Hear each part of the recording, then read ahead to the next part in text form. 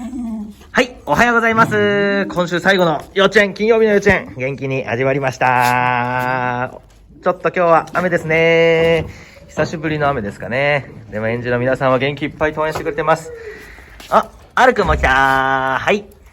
じゃあ今日も元気いっぱい遊んで体を動かしていきたいと思います。はいや。みんな元気だね。走って。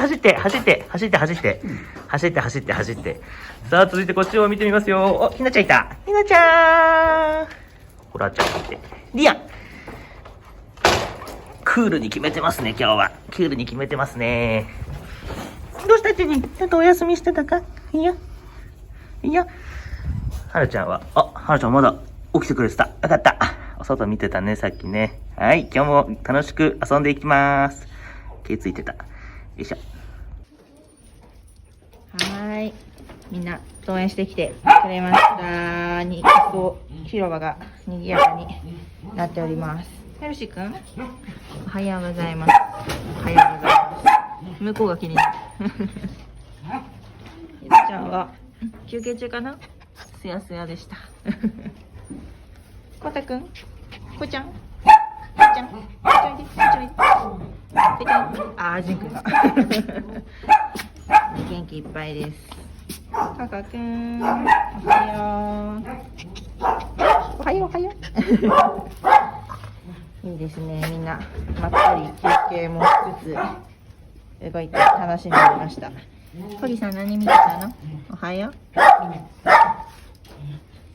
まったり中のミラーくん。おはよう。テ